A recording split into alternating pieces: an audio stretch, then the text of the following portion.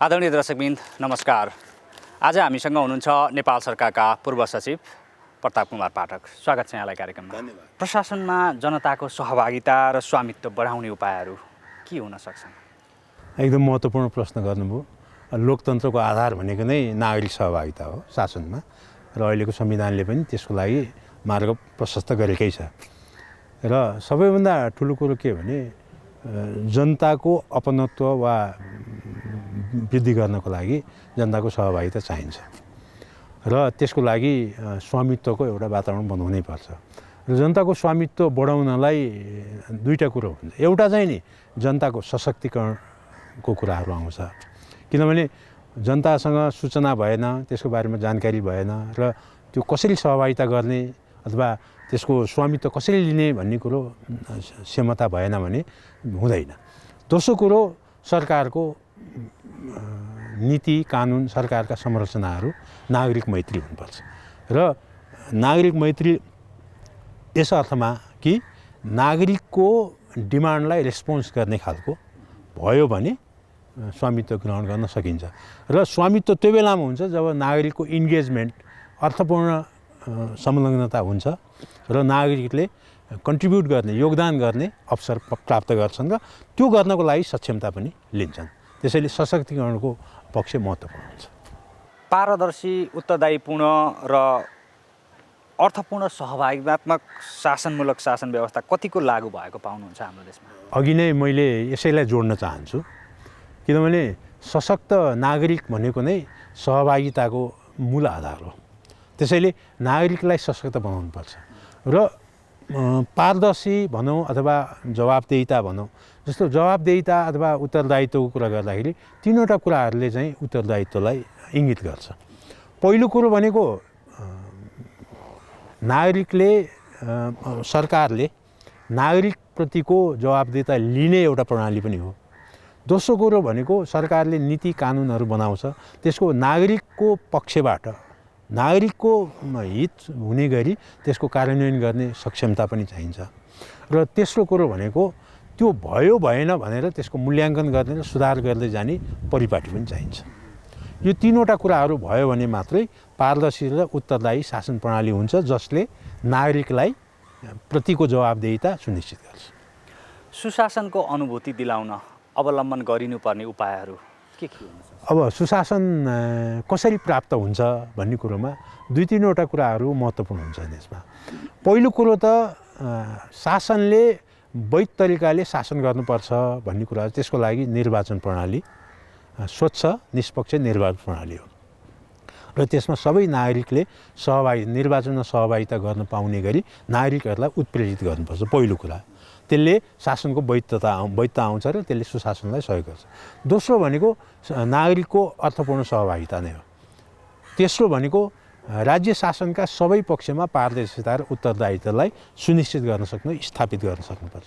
र चौथो भनेको कानुनको शासनको प्रत्याभूत गर्नुपर्छ। र पाँचौँ भनेको शासनका विभिन्न सरोकारवालाहरू, निजी क्षेत्र, नागरिक समाजहरूको सहभागिता, क्रिएटिभ भनौँ न सृजनात्मक सहभागिता लिन सक्नुपर्छ र उनीहरूसँग सहकार्य साझेदारी गर्ने वातावरण बनाउनुपर्छ।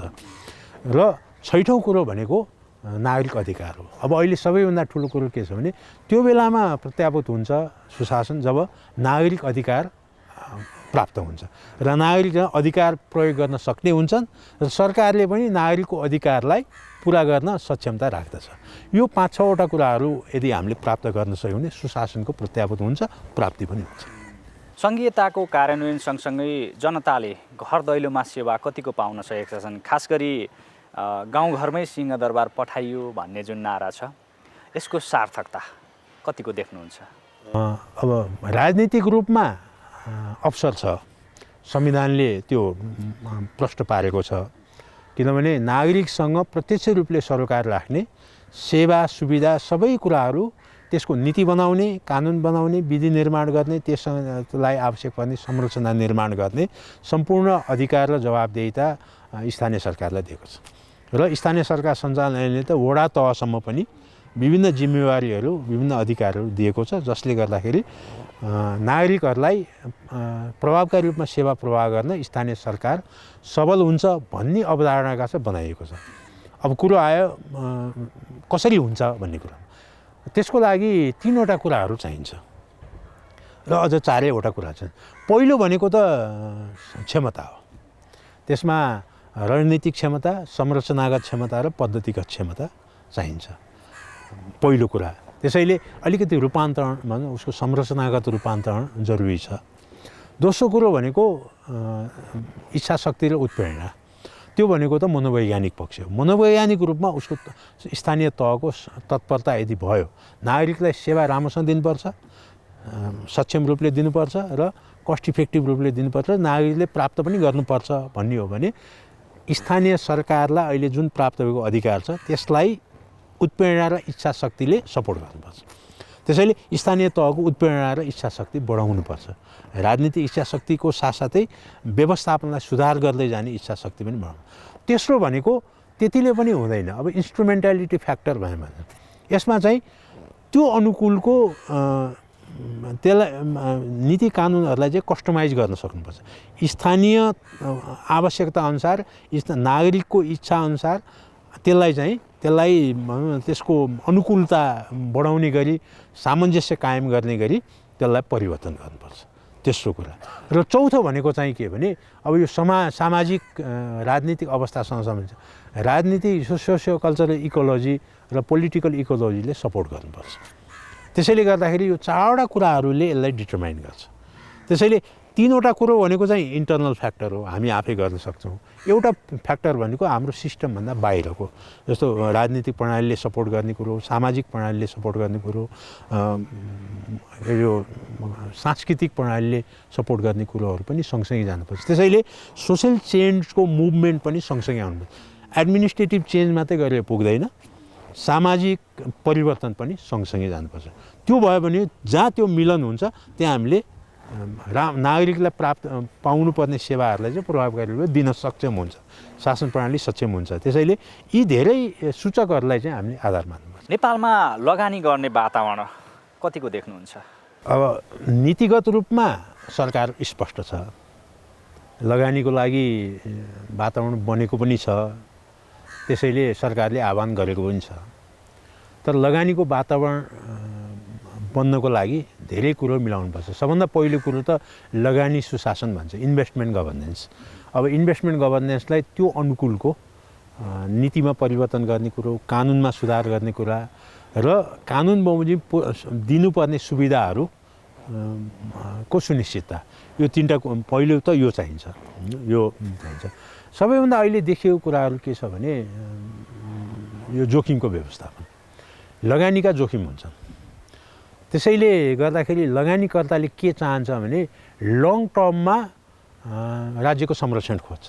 त्यसको लागि अन्तर्राष्ट्रिय सिस्टम पनि छ, इन्भेस्टमेन्ट प्रोटेक्सन फ्रेमवर्क छ र अहिले सरकारले त्यो कुरोहरू अहिले विचार गर्दैछ त्यो।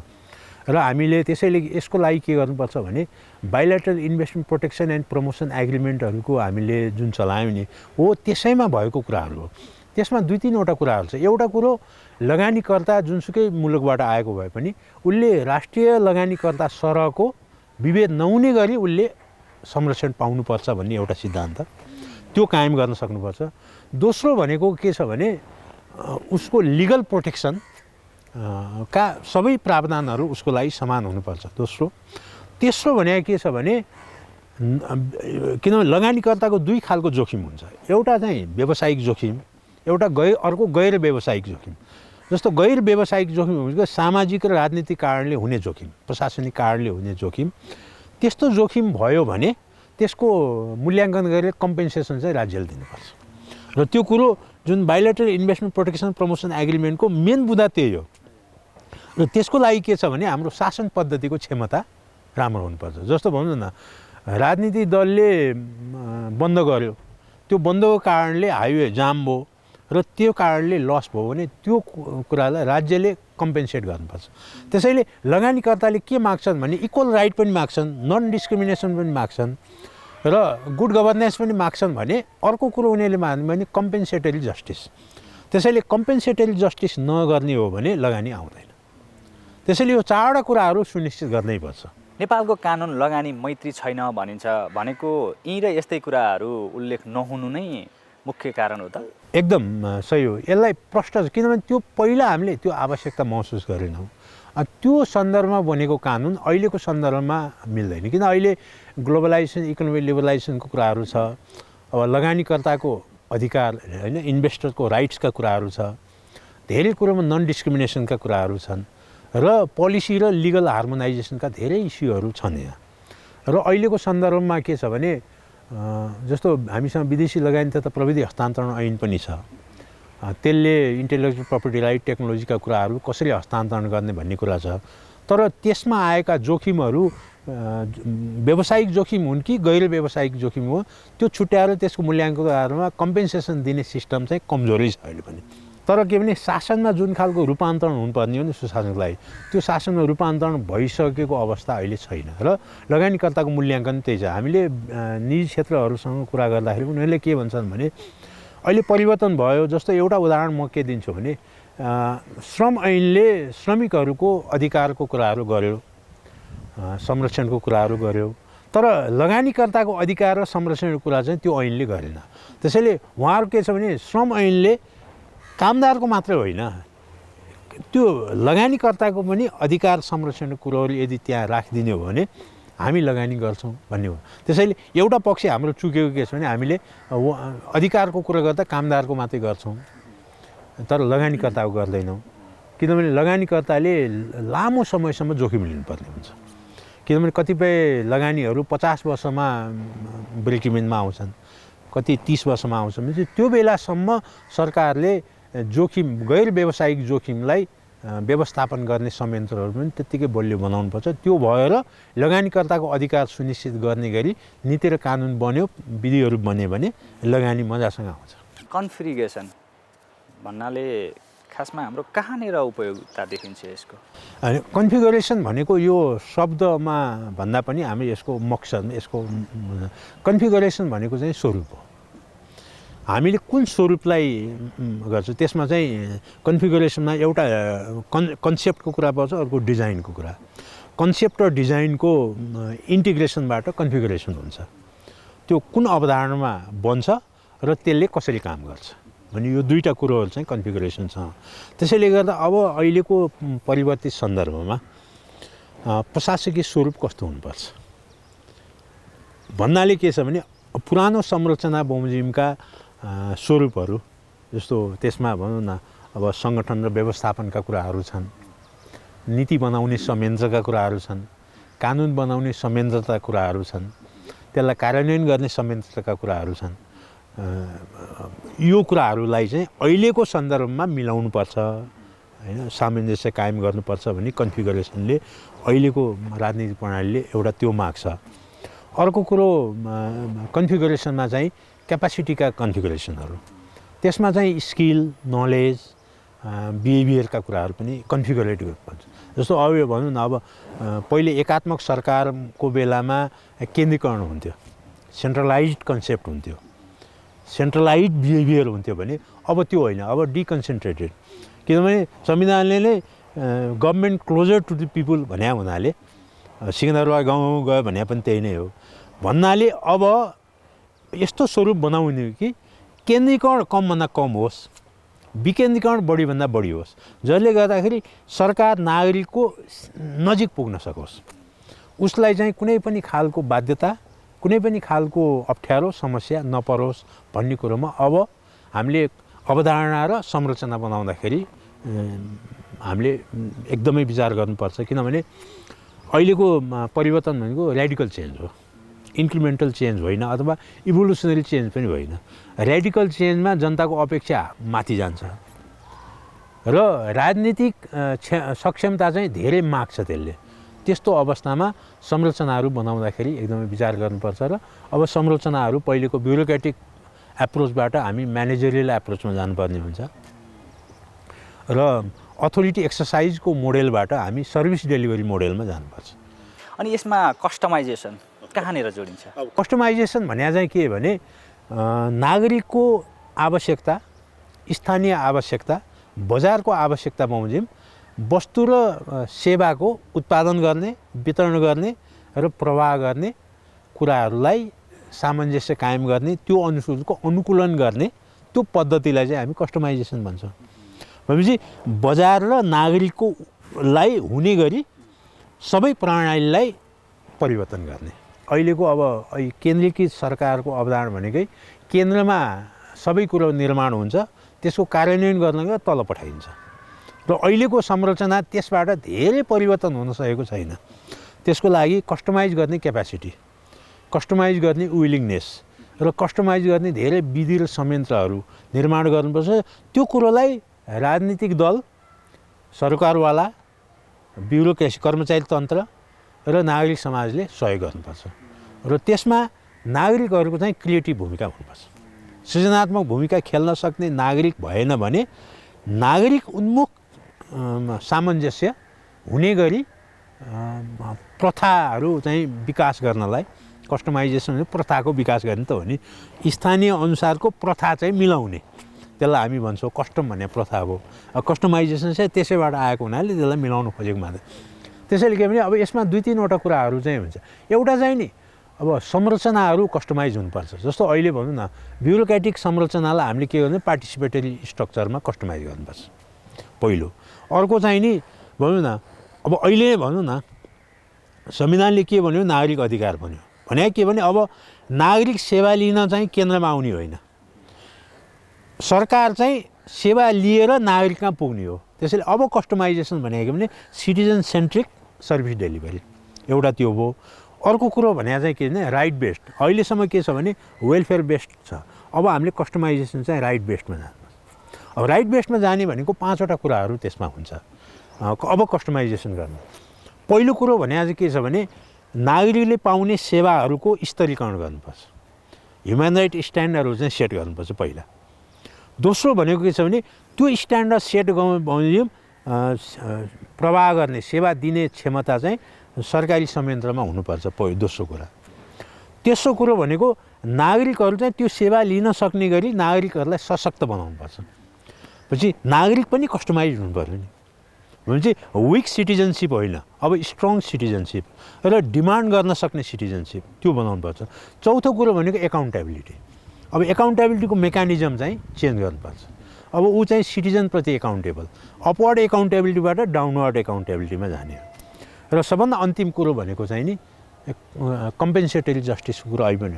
यदि कस्टमाइज कसरी गर्नु पर्यो भने अब जस्टिस सिस्टममा, किनभने नागरिकले पाउनुपर्ने सेवा पाएनन् भने नागरिकलाई क्षतिपूर्ति दिने प्रणाली कायम गर्नुपर्छ। त्यति 5वटा कुराहरू गऱ्यो भने मात्रै कस्टमाइजेसन सफल हुन्छ र अधिकार, नागरिकको अधिकारलाई राज्यले सम्मान गरेको छ भन्ने कुरो देखिन्छ र त्यो अहिले संविधानको भावनालाई पनि हामीले आत्मसात गर्न सक्छौँ।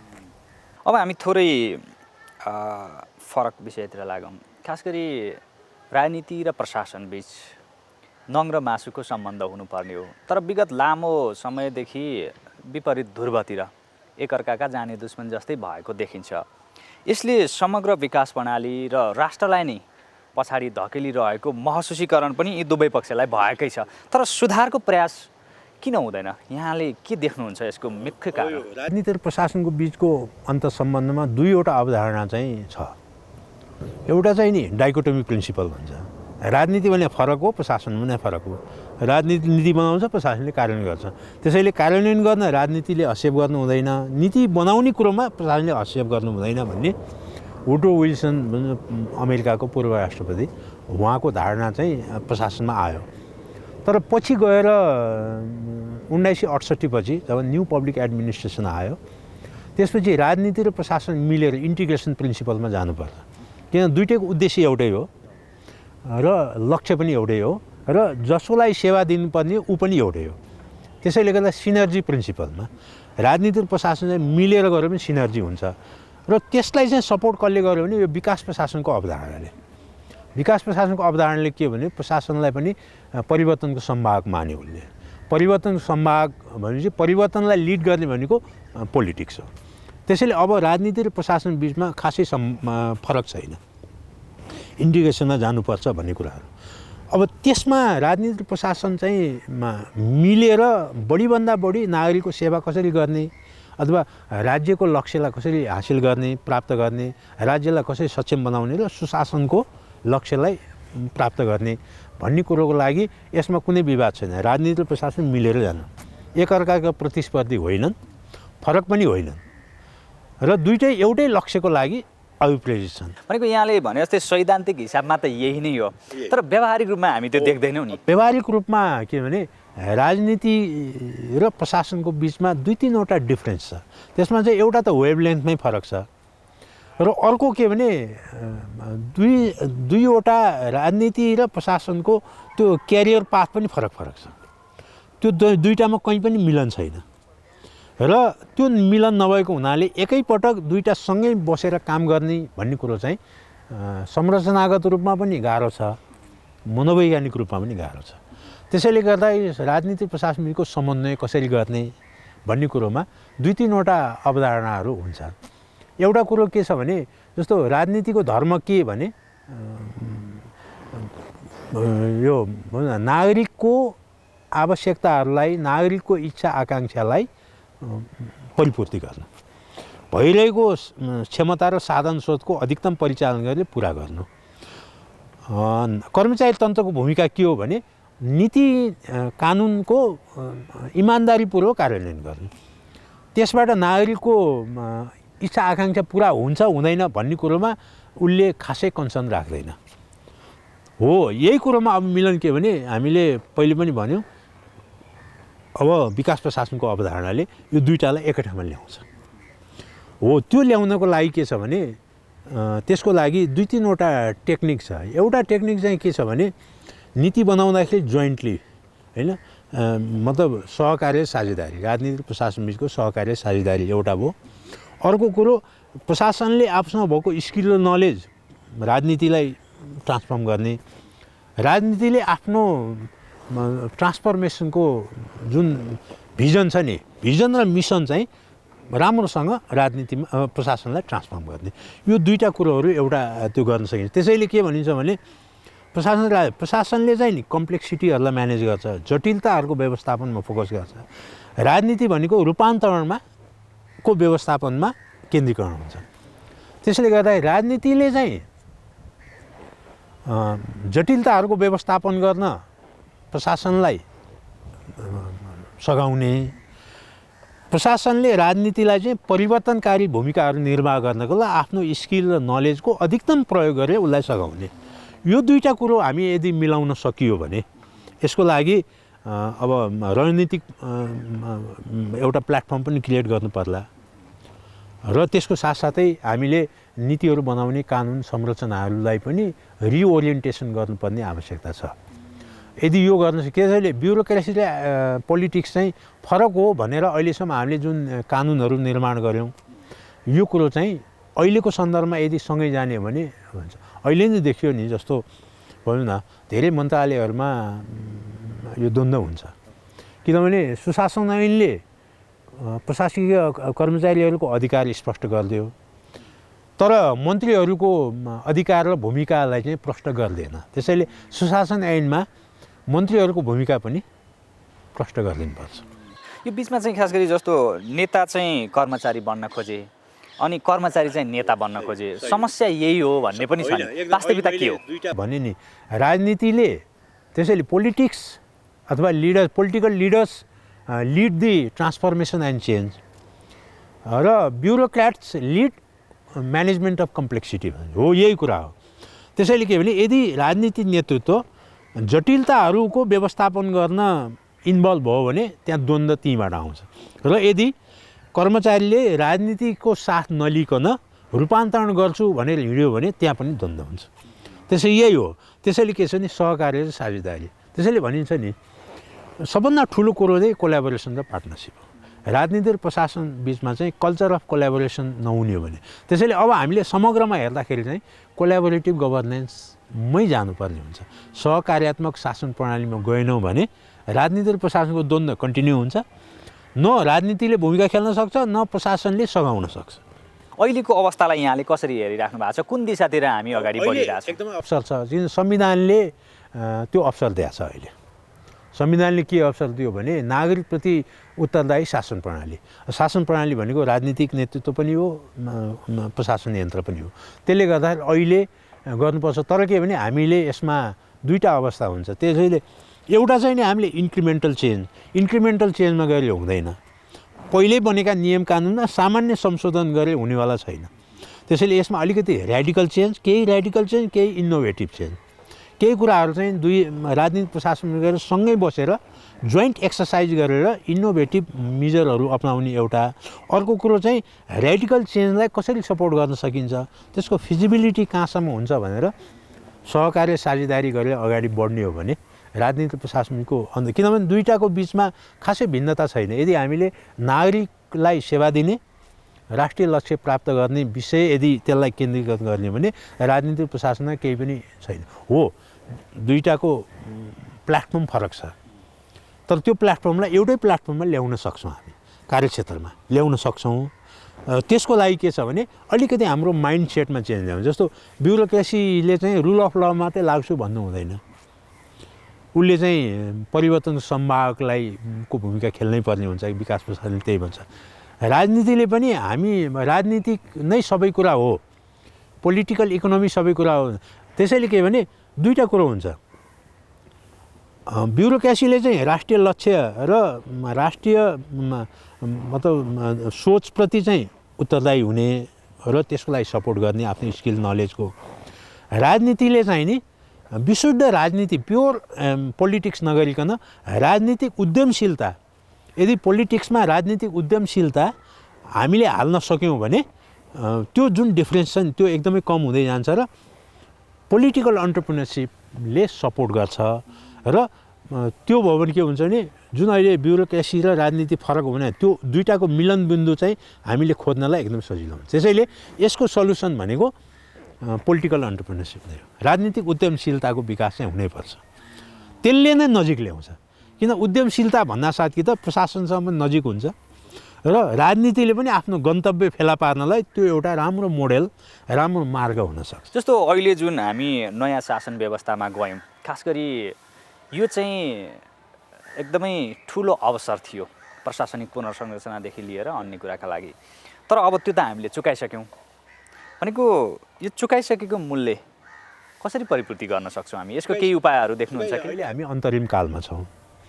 अब अन्तरिम कालमा केही सिक्ने, केही अनुभव हासिल गर्ने र केही असफलता पनि लिने चरण नै हो। त्यसैले हामीले अहिले 2-2.5 वर्षको एक्सर्साइज गऱ्यौँ हामीले। त्यसबाट हामी धेरै सन्तोष लिने ठाउँ चाहिँ छैन। त्यसैले सन्तुष्टिभन्दा असन्तुष्टिले बढी छ भने, किनभने पिपुलको एक्सपेक्टेसन पुरा भएन। कर्मचारी तन्त्रले जसरी परिचालन गर्नुपर्ने त्यसरी परिचालन गर्न सकिएन र राजनीति जसरी रूपान्तरित हुन सकेन र लिगेसी अफ द पास्ट भन्छौँ क्या, त्यो लिगेसी अफ द पास्टले हामीलाई त्यो समस्याबाट हामी मुक्त हुन सकेनौँ भन्ने कुरा नै हो। तर के भने अब के गर्नुपर्छ भने हामीले अहिलेसम्म निष्पक्ष रूपले राजनीति र प्रशासन दुवै मिलेर संयुक्त रूपमा मूल्याङ्कन गर्नुपर्छ र मूल्याङ्कनबाट कमी कमजोरी पनि हुन्छ, राम्रा पक्षहरू पनि हुन्छन्। त्यो दुईटै कुराहरूलाई मूल्याङ्कन गरेर प्रायोरिटी सेट गरेर अनि रिफर्मको प्लानहरू बनाउने हो भने असम्भव छैन। किनभने अहिलेको राजनीति पनि पहिलेभन्दा धेरै एक्सपोजर हाई भइसक्यो। किनभने अहिले भनौँ न धेरै स्किल र नलेजप्रति एक्सेस पनि छ र प्रशासन यन्त्र पनि स्किल र नलेजको हिसाबले कुनै मुलुकभन्दा हामी कम पनि छैनौँ। त्यो हुनाले एउटा प्लेटफर्म क्रिएट गर्ने, एउटा प्लेटफर्म फर एक्सन भन्छौँ, त्यो प्लेटफर्म चाहिँ बनाउने कुराहरूमा चाहिँ हामी गयौँ भने एउटा कोलाबोरेटिभ प्लेटफर्म, सहकार्यात्मक कार्यक्षेत्र हामीले निर्धारण गर्न सक्यौँ भने हामी अझ केही बित्या छैन। किन अवसर हामीसँगै छ, क्षमता पनि छ हामीसँग।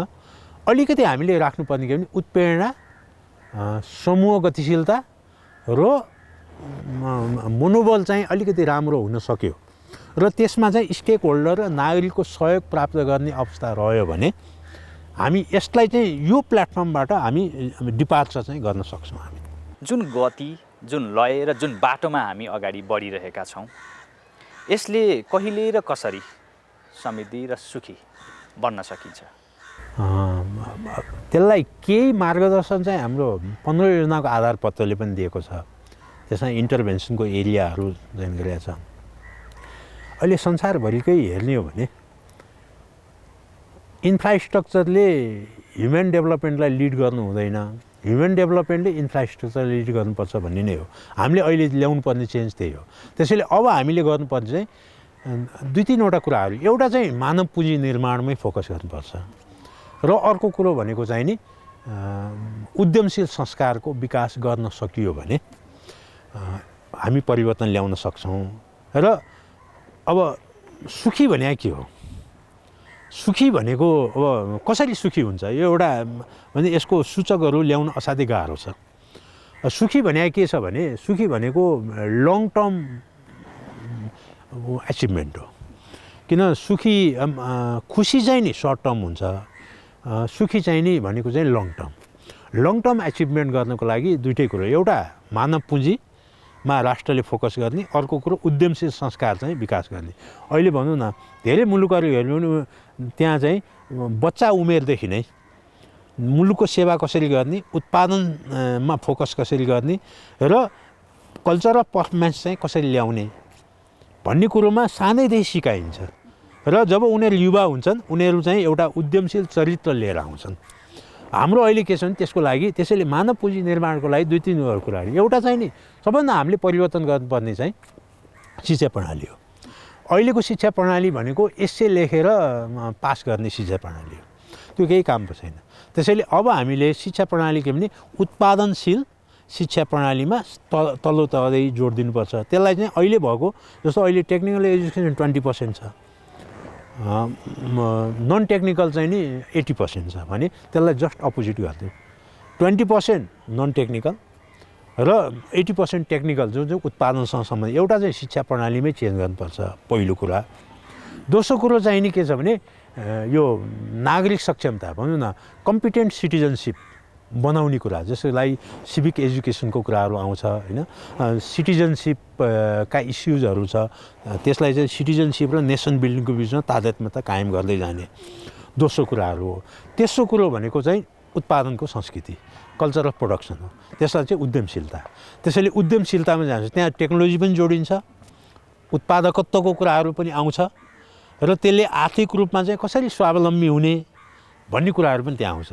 त्यसैले शिक्षा र उत्पादनको बिचमा जहाँ लिङ्केज हुन्छ नि, आज संसारभरिका मुलुक हेर्ने भने ती मुलुकहरू कसरी विकसित भए भन्दाखेरि उनीहरूले महत्त्वपूर्ण गरेको के भने शिक्षा, नागरिकता र उत्पादन यो तीनटा बिचको राम्रो सम्मिलन गरेर त्यसलाई टेक्नोलोजी डेभलपमेन्टले सपोर्ट गर्यो। यो कुराहरू हामीले अहिलेको झन्डै त्यही लाइनमा छ। अहिलेको 15 योजनाको आधारपत्र चाहिँ झन्डै यही लाइनमा छ।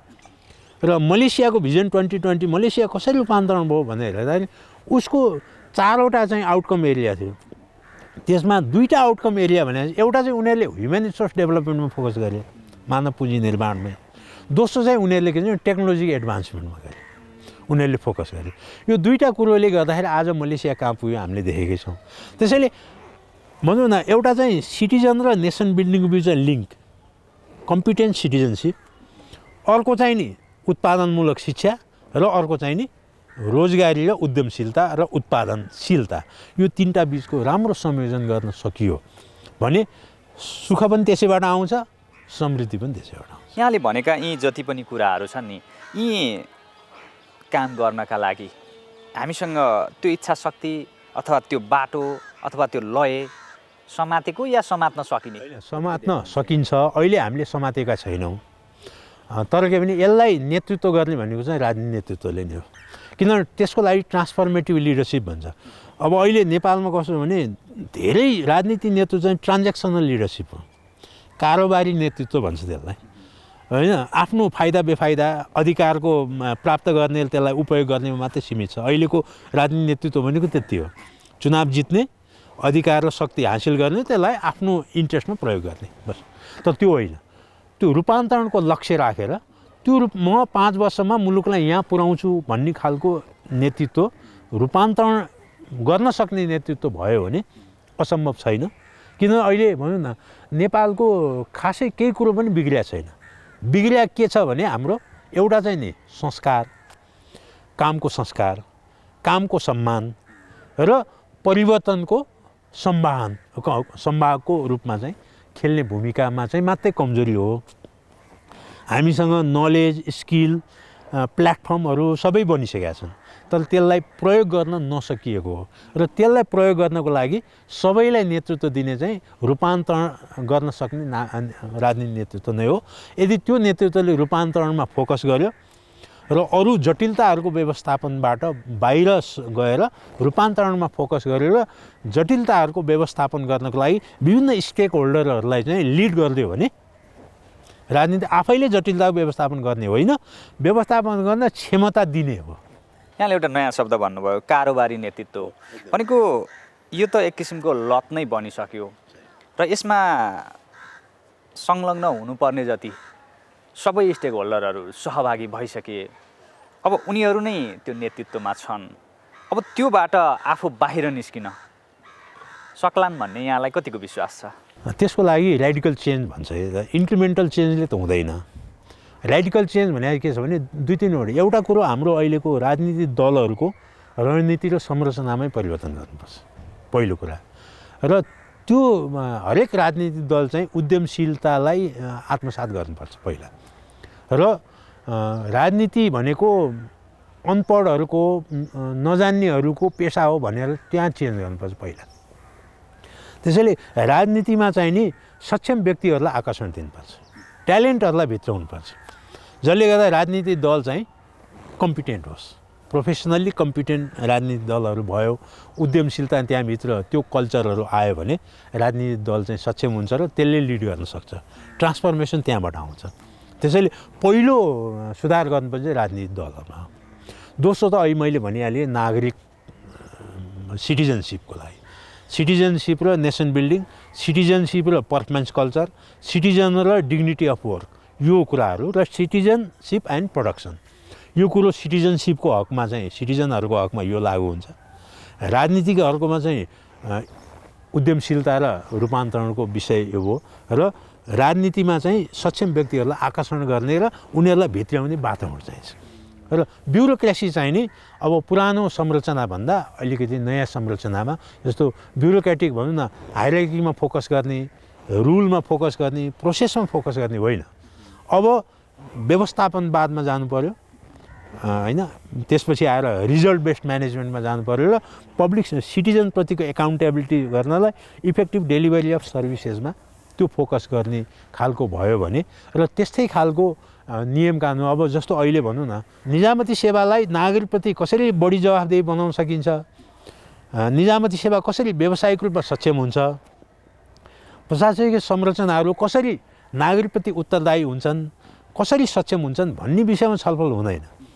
त्यहाँ ट्रान्जेक्सनल इस्युजमा छलफल भइरहेको अहिले देख्छौँ।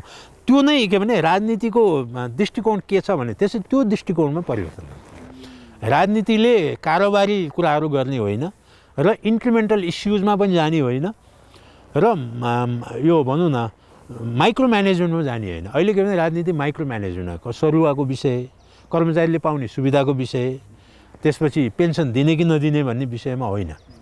राजनीतिले त जनतामा ट्रान्सफर्मेसन गर्ने, प्रशासनलाई जनताप्रति उत्तरदायी बनाउने, नागरिकले कसरी बेस्टभन्दा बेस्ट सर्भिस पाउन सक्छन् र नागरिकको अधिकार चाहिँ कसरी उनीहरूलाई दिलाउन सकिन्छ, त्यसको लागि प्रशासन यन्त्र कस्तो हुनुपर्छ, निजामती सेवा कस्तो हुनुपर्छ भन्ने कुरोमा छलफल गर्नुपर्नेमा छलफलै उल्टो भइरहेछ। त्यसैले त्यस्तोबाट चाहिँ राजनीति ट्रान्सफर्मेटिभ हुन सक्दैन र ट्रान्जेक्सनल मात्रै हुन्छ, त्यसले चाहिँ चेन्ज ल्याउँदैन। अब अन्तिममा एउटा अन्तिम प्रश्न, यहाँले अघि सङ्घीय निजामती सेवा ऐनको कुराहरू उठाउनु भयो र यसअघि पनि हामीले देखेका हौँ संसदमा जे जस्ता छलफलहरू भए त्यसले साँच्चीकै संसदीय व्यवस्थाको नै खिल्ली उडाएको पनि आम जनमानसबाट एउटा आवाजहरू पनि उठ्यो।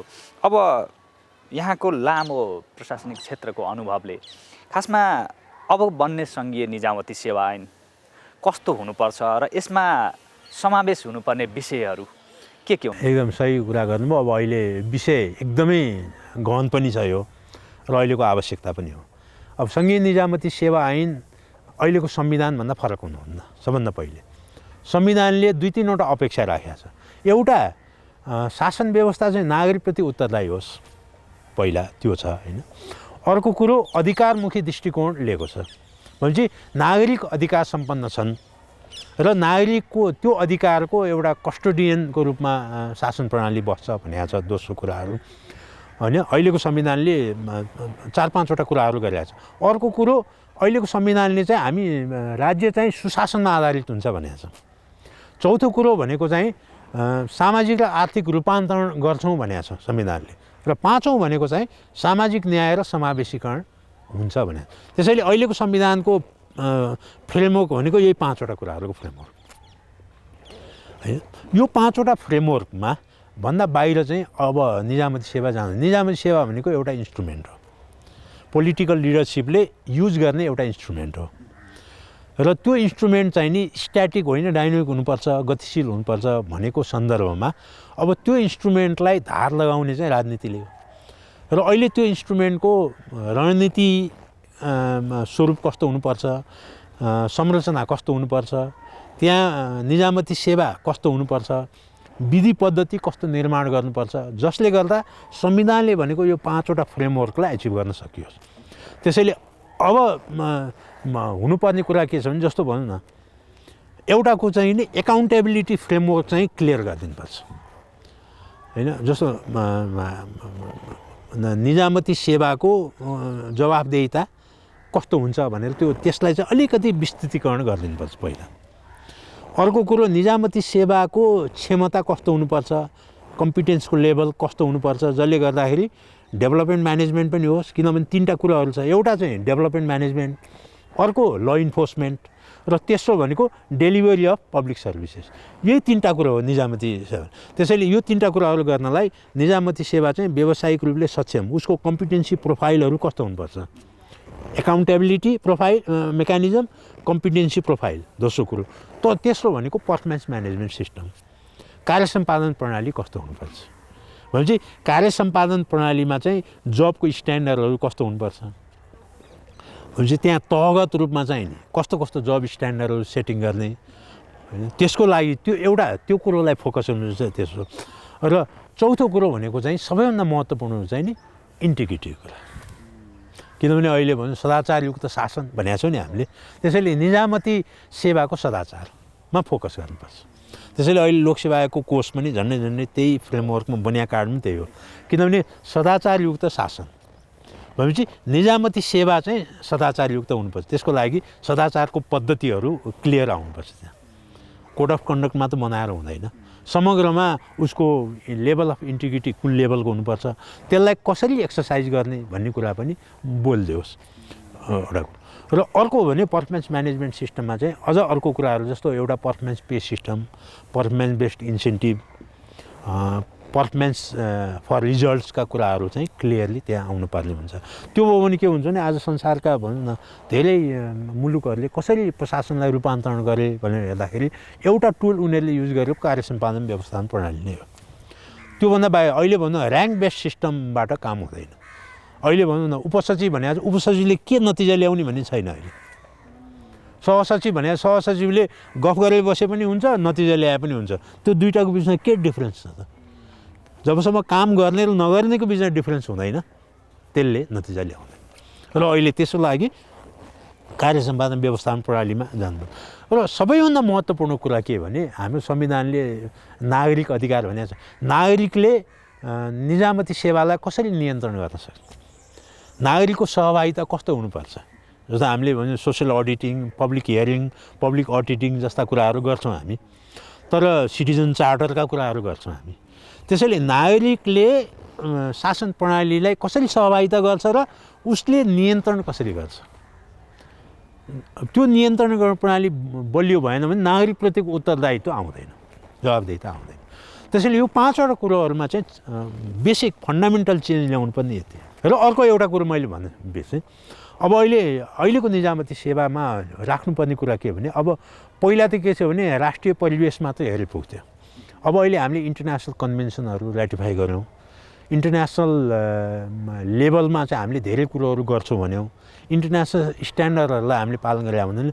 अबको निजामती सेवा चाहिँ राष्ट्रिय मात्रै होइन अन्तर्राष्ट्रिय स्तरको बनाउनुपर्छ, जसले गर्दा हाम्रो अन्तर्राष्ट्रिय स्तरमा हाम्रो मुलुकको उपस्थिति दलिलो होस्, हामीले नेगोसिएट गर्न सकौँ, हामीले इन्टरनेसनल इस्युमा पनि लिड गर्न सकौँ हामीले। त्यसैले त्यो यी कुराहरू 6वटा जुन बेसिक इस्यु छ नि अहिलेको निजामती सङ्घीय निजामती सेवा ऐनले एड्रेस गर्नुपर्ने यही 6वटा विषय। भनेको यति कुराहरू समावेश भयो भने अहिलेको परिवर्तित सन्दर्भमा त्यो चाहिँ सान्दर्भिक अहिलेको संविधानले राखेको अभिलक्ष्य परिलक्ष्यलाई पुरा गर्न त्यसले सघाउ पुर्याउँछ। अब त्यसको इम्प्लिमेन्टेसन कसरी हुन्छ त्यो त फेरि जस्तो हामीले जति पनि ऐन नियम र कानुनहरू बनाउने गरेका छौँ, यही कर्मचारी सम्बन्धी ऐन बनाउँदाखेरि पनि मुख्य अहिलेको उठाइएको विषय भनेको त सेवा प्रवाह नै हो र सेवा लिने भनेको नागरिकहरूले हो।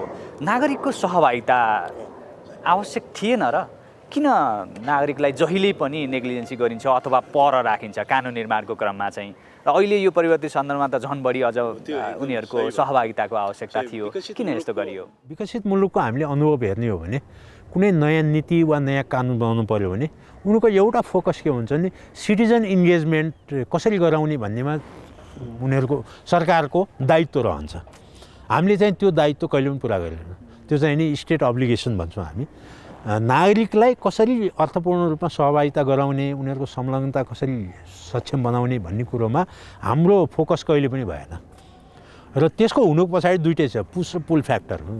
पुस फ्याक्टर भने चाहिँ सरकारले सशक्त बनाउने, पुल फ्याक्टर भने चाहिँ नागरिक आफै सशक्त भएर डिमान्ड गर्ने र सहभागिता खोज्ने प्रवृत्ति। त्यो दुइटै कुरोमा चाहिँ यहाँ ग्याप छ। त्यसैले यो एउटा चाहिँ हाम्रो ग्यापै हो अहिलेसम्म। किनभने हाम्रो धेरै चाहिँ नीति कानुनहरू चाहिँ ब्ल्याक बक्सबाट आउँछन्। भनेपछि त्यसको लेजिटिमेट प्रोसेस हुँदैन। लेजिटिमेट प्रोसेस भनेको चाहिँ स्टेक होल्डर र सिटिजनको पार्टिसिपेसन नै हो। त्यो नभइकन आएको नीति र कानुनको कम्प्लायन्स लेभल चाहिँ कमजोर हुन्छ र भोलि के हुन्छ भने नागरिक र सरकारवालाले त्यसलाई पालना गर्ने अवस्था पनि कमजोर नै हुन्छ। र अहिले नेपालमा भइरहेको धेरै कानुनहरू धेरै नीतिहरू हामीले कार्यान्वयन गर्न नसकेको एउटा कारण पनि त्यो हो। त्यसैले के भने अहिले पनि भने सेवा प्रवाह मात्रै होइन, 3टा कुरो सँगसँगै आउँछ। एउटा चाहिँ डेभलपमेन्ट म्यानेजमेन्ट भनौँ न, विकास आयोजना ठुला आयोजनाहरूको कार्यान्वयन गर्ने क्षमता एउटा त्यो भयो। किन त्यसले के गर्छ भने त्यसले एउटा वातावरण क्रिएट गर्छ र इकोनोमिक बेस चाहिँ ठुलो बनाउँछ त्यसले। र दोस्रो भनेको चाहिँ ल इन्फोर्समेन्ट नै हो। किनभने ल इन्फोर्समेन्ट भने राज्यको रेगुलेटिभ क्यापासिटी चाहिँ बलियो हुनुपर्छ। त्यसले रुल अफ ललाई एक्सर्साइज गर्छ। तेस्रो भने चाहिँ एकदम भन्नुभयो सिटिजन डेलिभरी नै हो, नागरिकमा जाने सेवा। तर यो एकअर्का, किनभने तपाईँ ल इन्फोर्समेन्ट कमजोर बनाउनु भने सर्भिस डेलिभरी हुँदैन। अहिले भनौँ न मेडिकल कलेजहरूको हेर्नुहोस् न, किनभने ल इन्फोर्समेन्ट कमजोर भएपछि उनीहरू जथाभावी भन्छ एक्सप्लोइटेटिभ म्यानिपुलेटिभ गभर्नेन्स भन्छ हो, त्यतातिर उन्मुख गुड गभर्नेन्सबाट सिफ्ट भएर एउटा चाहिँ अर्गनाइज एनार्किजम हुन्छ, सङ्गठित अराजकता वृद्धि हुन्छ, अर्को चाहिँ शोषण गर्ने प्रवृत्तिलाई सघाउ पुग्छ। र अहिलेको नेपालमा चाहिँ सेवा प्रवाह हुन नसकेको सिन्डिकेट कसरी आउँछ? सार्वजनिक यातायातमा सिन्डिकेट, मेडिकलमा सिन्डिकेट, एजुकेसनमा त्यो भएको कारण के छ भने सुशासनभन्दा पर गएको हामी। किन हाम्रो ल इन्फोर्समेन्ट क्यापासिटी पनि भएन र नागरिक त्यसलाई कन्ट्रोल गर्न सक्ने पनि भएन। अनि त्यसले दुइटाले के गर्छ भने अर्गनाइज एनार्किजम चाहिँ आउँछ र त्यसले सिन्डिकेट जस्ता त्यो कुप्रथाहरू लिएर आउँछ। अहिलेको आवश्यकता त्यही हो। हस्, यहाँको यो महत्त्वपूर्ण समय र सम्वादका लागि धेरै धेरै धन्यवाद। मेरो तर्फबाट पनि यहाँले त्यो अवसर दिनुभयो, त्यसको लागि धेरै धेरै धन्यवाद।